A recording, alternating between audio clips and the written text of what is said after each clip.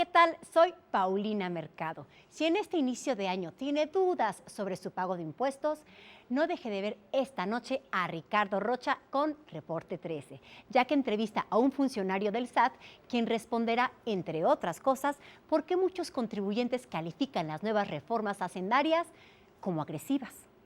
En México Confidencial, Jorge Fernández Menéndez, Pablo Iriart y Ezra Chabot analizan los temas políticos que estarán en boca de todos en los próximos días. Al terminar, Lourdes Mendoza, Eduardo Ruiz Gili y Horacio Villalobos ya se encuentran listos para anticiparse a la noticia más importante que se publicará mañana en los periódicos, claro, en la de 8. Y para terminar la velada de interesantes contenidos, Antonio Rosique y Vidas Apasionantes se sumergen en el mundo de la tribu de las olas, una comunidad de jóvenes que practican el surf en Ensenada, Baja California. Comenzamos.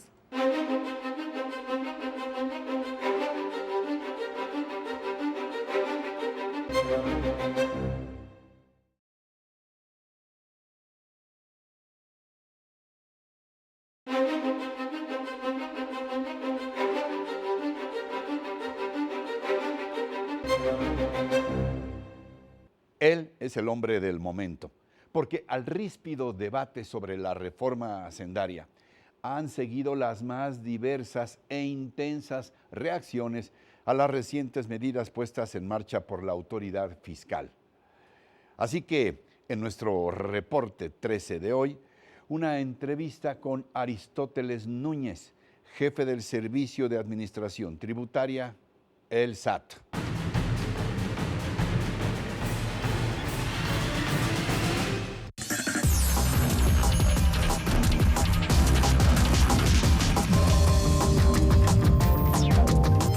¿Cuál el espíritu que anima estas recientes disposiciones derivadas, a su vez, de la reforma hacendaria y que han sido calificadas por buena parte de los contribuyentes, trátese de personas morales o de físicas, como draconianas o incluso agresivas, sobre todo hacia la clase media? Hay una exposición de motivos muy clara respecto de esta medida.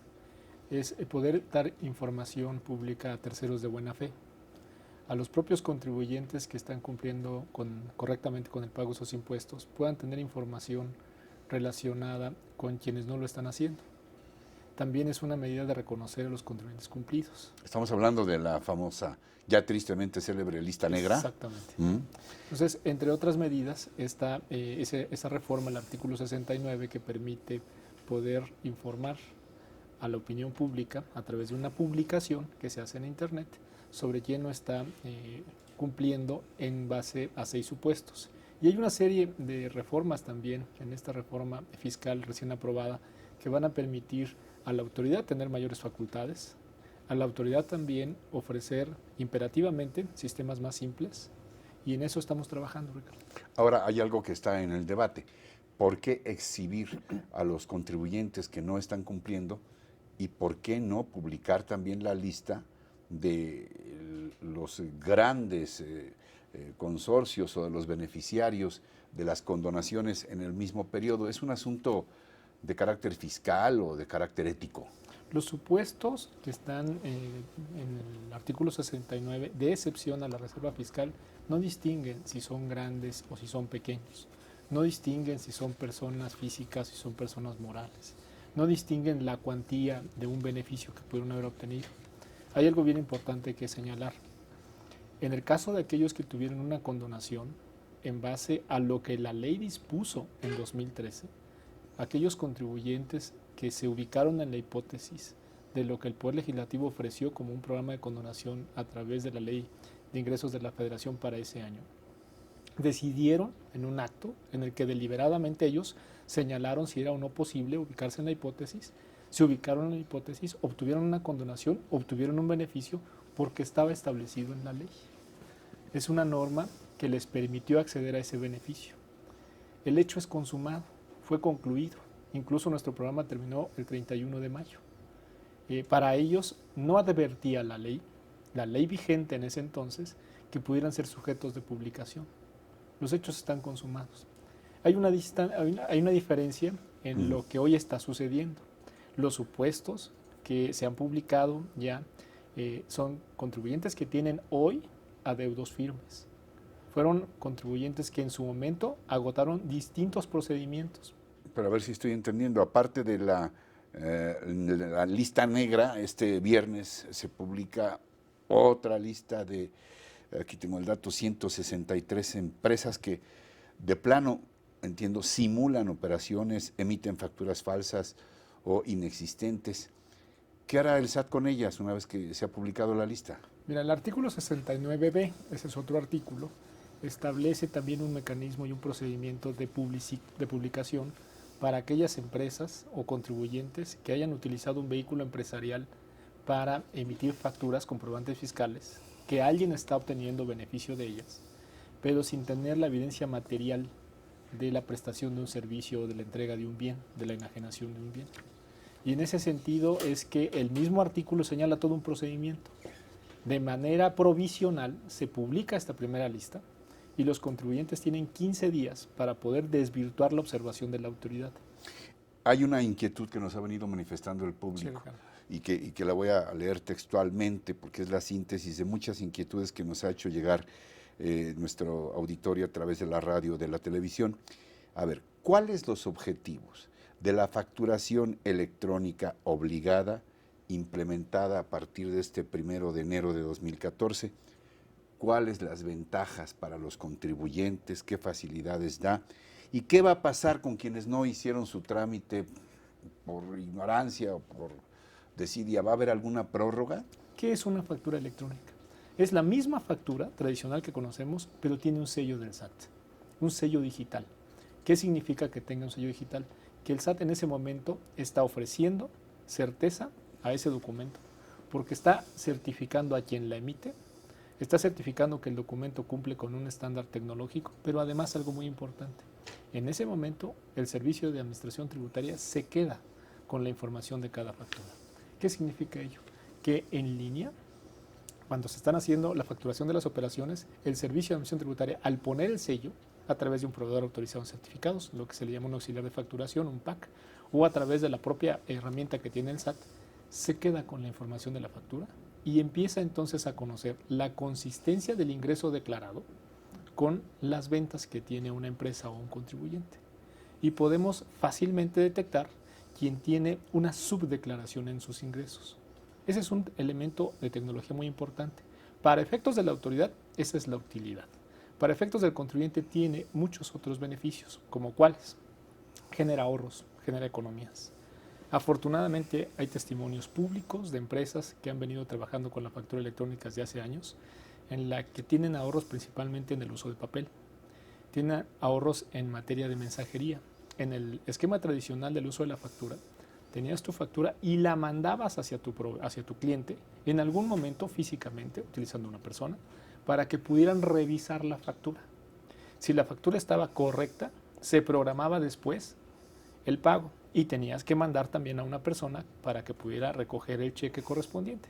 Con la factura electrónica, al ser un estándar tecnológico, ya no necesitas hacer el envío de revisión ni gastar en mensajería, ni tampoco tendrías que volver a hacer una segunda visita para programar el pago de la factura. Simplemente, de acuerdo a la práctica comercial, esta factura se utiliza hoy por correo electrónico, la recibe el cliente y tiene la validez porque incluso la puede verificar en la propia herramienta del Servicio de Administración Tributaria. Ahora, la pregunta es si se pretende, como alguna vez nos dijo el secretario de Hacienda, si toda esta reforma propende a un México menos disparejo, un México más parejo, más justo, donde cada quien contribuya a esta canasta común de todos los mexicanos, que es la contribución fiscal. Es la génesis del sistema impositivo en México y de todos los sistemas impositivos en el mundo, Ricardo. La administración pública surge y nace porque los ciudadanos, en la responsabilidad solidaria que tenemos de contribuir al gasto público, pagamos los impuestos, aportamos la contribución. Y esa contribución, los administradores públicos tienen la obligación de hacer el uso racional, eficiente, en beneficio de toda la sociedad. Y ahí nace también el principio de la capacidad contributiva. En la medida que tengas mayor capacidad contributiva, en esa misma medida tienes más carga fiscal. Esa es la progresividad que tiene, por ejemplo, la ley de impuestos sobre la renta y que había perdido en años anteriores y que con la reforma hacendaria recientemente aprobada le regresa mucha de esa progresividad que tienen las leyes. Ahora, ¿qué hacer con el comercio informal, que de acuerdo a las estimaciones oficiales ya representa el 60% en el territorio nacional? ¿Qué hacer para evitar que la carga fiscal recaiga sobre los hombros de los mismos contribuyentes de siempre? Aquí. ¿Qué hacer con este comercio informal? Hay algo interesante aquí, Ricardo. Mira, en otros países han logrado con mucho éxito disminuir la informalidad. Aquí no cabe el verbo combatir. Es ser inclusivo, ser incluyente con la informalidad. La informalidad, los informales que tenemos en nuestro país, y lo dices bien, son 2/3 partes de los que están económicamente ocupados, se encuentran en la informalidad. No decidieron, no eligieron ser informales. Las condiciones y los factores los llevaron a ese autoempleo a través de la informalidad. Muchos de ellos, yo diría que la mayoría, han decidido, Ricardo, desempeñar una actividad económica lícita. Y eso es el primer paso a la formalidad y hay que reconocerlo. Ahora bien, quiero pensar que la gran mayoría de nosotros estamos de acuerdo con que haya más recursos para el país, recursos para el desarrollo, para la infraestructura, para escuelas, para hospitales, sí. Pero hay algunos parámetros que nos permitan saber o anticipar qué tanto podemos avanzar en materia de recaudación fiscal, sobre todo en comparación con otros países, con estas medidas derivadas de la reforma hacendaria. ¿Por qué es necesario ello? Tenemos una gran demanda en nuestro país, una demanda social. No debemos de perder de vista que hay 27 millones de niños que tienen edad entre 0 y 15 años. 60 millones de pobres, 27 millones de hambrientos. Y estos 27 millones de niños reclaman educación básica pública, gratuita, todos los días. Tenemos más de 50 millones de mexicanos que no tienen acceso a la seguridad institucional. Entonces reciben seguro popular. Pero a todos ellos, el reclamo y la demanda justa, cuando se enferman, es diaria y cotidiana y urgente. Para todos ellos se requieren recursos. Necesitamos crear infraestructura productiva, mejores carreteras, vías de comunicación, alentar la telecomunicación y la tecnología en nuestro país para que nos haga más competitivos, para que las fuentes de empleo, para que las inversiones lleguen. Tenemos que hacerlo. No podemos continuar con un rezago que afortunadamente, hay que decirlo, las reformas estructurales aprobadas en 2013 van a permitir que nuestro país empiece a despuntar. En algunos casos rápido y en algunos casos a mediano plazo. Muchas de las reformas aprobadas en 2013, Ricardo, tendrán materialmente sus beneficios incluso en 10 o 15 años. Pero habría que empezar, y ya se empezó, y es una decisión del Gobierno de la República hacer estas reformas. Ya están y las tenemos que materializar. Ahora, finalmente, a reserva de lo que quieras puntualizar, vamos a suponer que muchas de las personas que nos están viendo y escuchando quisieran, por el motivo que fuere, por convencimiento o por lo que fuere, ponerse a mano con el pago de sus impuestos. Pensar que, pues ahora sí, va a haber primero un México más incluyente y luego, bueno, pues un uso honesto de los recursos para todos estos grandes desafíos que hemos mencionado ya aquí y que digan, yo quiero ponerme, quiero acercarme. ¿Qué van a encontrar en el SAT? ¿Una mano abierta o un puño duro? Una mano abierta para quien quiere cumplir y hoy no ha sido posible. Para quien no quiere cumplir, que aún haciendo fácil las cosas, el pleno ejercicio de facultades. Pero para quien quiere cumplir y efectivamente reconoce tener un adeudo, tiene facilidades. El Servicio de Administración Tributaria está abierto en las oficinas a escucharlos bajo la premisa de que lo queremos atender y facilitarle el pago de sus impuestos. Hay facilidades, hay pago en parcialidades, por ejemplo. Puede decidir pagar en plazos. Incluso para quien está hoy siendo auditado, hoy también puede él levantar la mano y decir, me voy a autocorregir. Quiero pagar. Y hoy la ley permite, lo que no permitía en 2013, hoy la ley permite decir, quiero pagar en base a los flujos que me da el negocio. Y pongo toda la información a disposición de la autoridad para que reconozca que estos son los flujos que me da el negocio. y contra esos flujos podamos llegar a un esquema de pagos. Son pagos flexibles. Incluso es una nueva medida que otros países no tienen, pero que tiene un sentido común muy importante, Ricardo.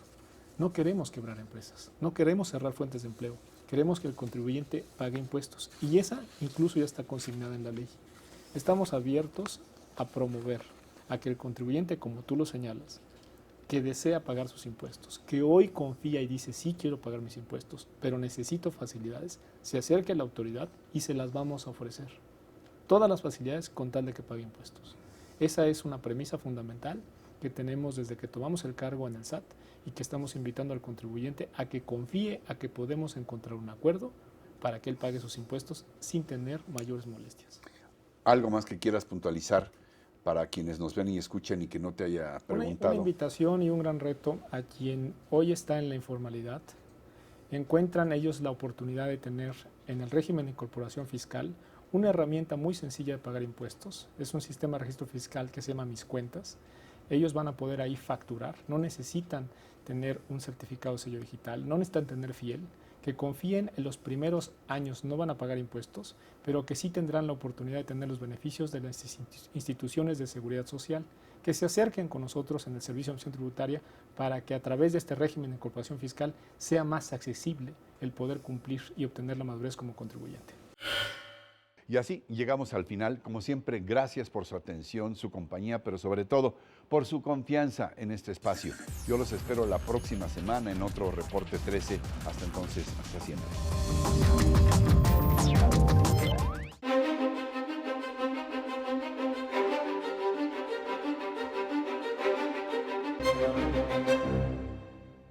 Hola, ¿qué tal? Vaya retos que tiene la izquierda en México para este año. Y se lo menciono porque luego del infarto que sufrió Andrés Manuel López Obrador, su hijo, Andrés Manuel López Beltrán, creyó que era hereditario el liderazgo político. Surge un Martí Batres con antecedentes de una izquierda radical que además pone un muro que le llama de la ignominia frente al hemiciclo a Juárez, poniendo nombres de mujeres y hombres legisladores, culpándolos de vender la patria por la reforma energética. Sin embargo, el reto de la izquierda es mayor. Andrés Manuel López Obrador no volverá a ser el mismo. El ingeniero Cuauhtémoc Cárdenas se mide mucho en aparecer. Y por otro lado, hasta René Bejarano, el señor de las ligas, que se guardaba el dinero, ahora aparece como mirlo blanco.